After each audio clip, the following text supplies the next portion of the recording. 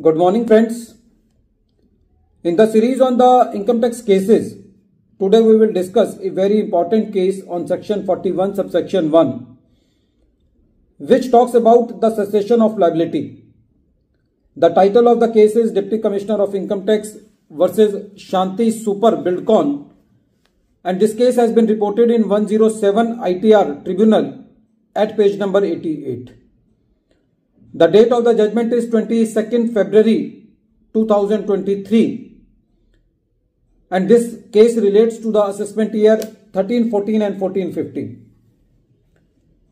This case throws light on a situation that whenever a department takes a stand in the assessment of an assessee in a particular assessment year, so that stand should not be changed by the department in the subsequent assessment year.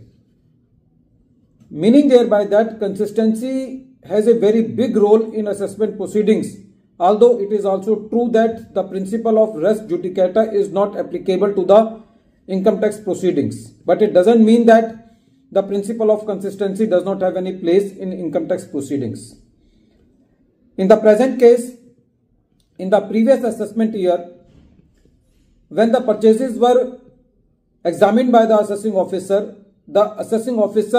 issued notice under section 133 subsection 6 to the banker of the creditor from whom the assessee has made the purchases and verified that the payment has been made to the creditor and accepted the genuinity of the purchases in that particular assessment year.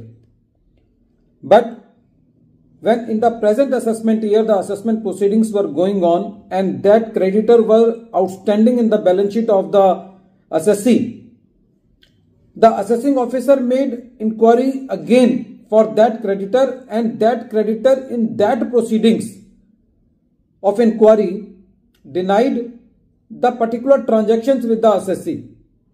And it was the allegation of the assessing officer that the bank statement of the creditor also does not reflect the transactions with the assessee.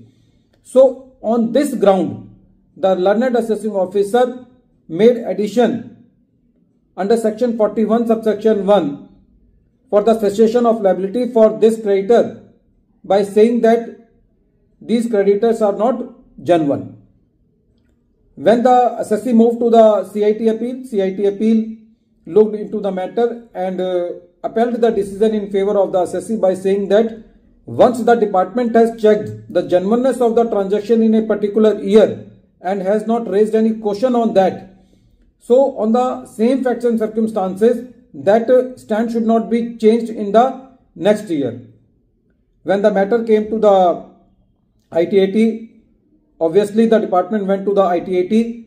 ITAT also upheld the order of the CIT appeal and said that in this case, the assessing officer has erred in making the addition under section 41 subsection 1 of the same creditor for which the department has checked the genuinity of the purchases and the payment by resorting to the provisions under section 133 subsection 6, because in that preceding year the assessing officer wrote to the banker of the creditor under section 133 subsection 6 and called for the statement of the creditor and verified all the transactions.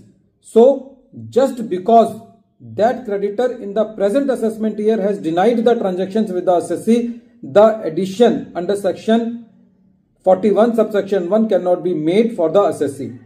Friends, this case is very important because just because some person has given some statement against the assessee, only on that basis the transactions of the assessee with that party cannot be denied.